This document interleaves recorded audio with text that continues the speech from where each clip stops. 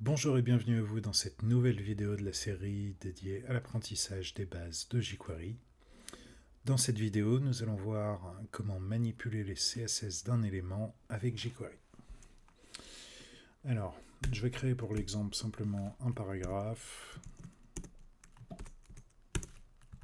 Hop. Et puis, je vais aller chercher sur lipsum.com un faux paragraphe de texte, puisque je ne me sens pas l'âme d'un poète. Hop là. Voilà. Donc là, on a notre paragraphe. J'ai pas de CSS et au niveau du GS, nous allons faire comme d'habitude un document ready. On garde les bonnes habitudes. La callback qui va bien. Voilà. Et c'est parti. Donc la première étape, ça va être de sélectionner ce paragraphe à l'aide d'un sélecteur. Donc là, c'est le seul dans la page. Je fais un sélecteur comme un sélecteur CSS, P to bet. Donc, pour modifier des CSS, on a déjà vu dans une des vidéos précédentes, on peut utiliser donc la méthode de jQuery CSS, qui va prendre en premier paramètre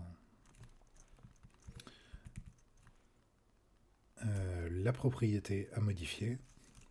Donc là, je vais par exemple modifier la color, virgule, et puis la valeur qu'on souhaite attribuer. Donc là, je vais le mettre en rouge.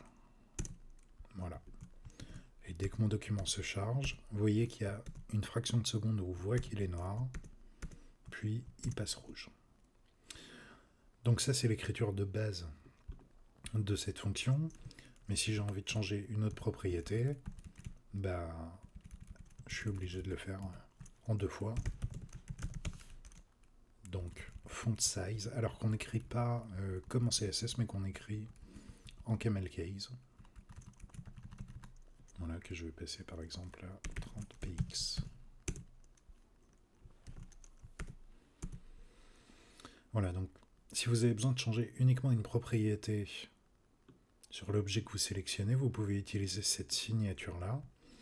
En revanche, il en existe une deuxième qui nous permettrait de tout faire en un coup. Alors d'ailleurs, tiens, juste pour la curiosité, je vais vérifier si ça fonctionne. Ah oui, ça fonctionne aussi comme ça. Ok, très bien. Donc la seconde signature, c'est quasi la même. Je vais commenter ça. Je refais un sélecteur sur ma balise P. J'écris donc .css et là, à l'intérieur, je vais rajouter un objet. Donc une paire d'accolades. Et je veux donc changer la color. Là, ça va être 2 points et non virgule, puisqu'on est à l'intérieur d'un objet JavaScript. La couleur que je souhaite attribuer. Virgule pour changer un second paramètre. Donc ici, font size. Je vais l'écrire comme ça parce que je viens d'apprendre que ça marche. Je suis trop fier. 30 px. Voilà, donc vous voyez cette signature là, en passant un objet à la méthode CSS plutôt qu'en passant une propriété, virgule, la valeur qu'on veut lui attribuer, ça nous permet du coup de changer plusieurs valeurs à la fois.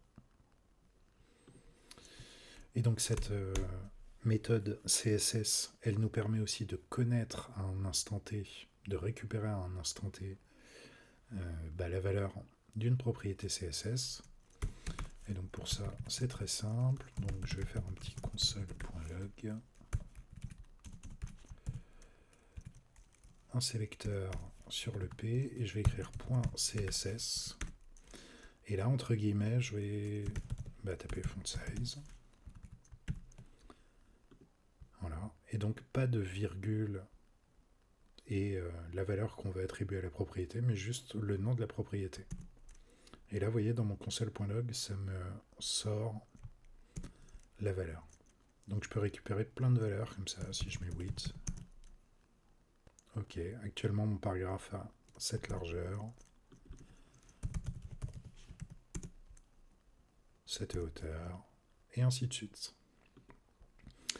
Voilà, donc le sélecteur CSS qu'on peut utiliser aussi bien comme getter, autrement dit pour récupérer une valeur d'une des propriétés CSS, ou comme setter, en utilisant la signature où on met directement le nom de la propriété qu'on veut modifier, virgule, et la valeur qu'on veut lui attribuer, ou en lui passant un objet qui va contenir comme clé eh bien, la propriété à modifier et comme valeur la valeur qu'on va attribuer à cette propriété.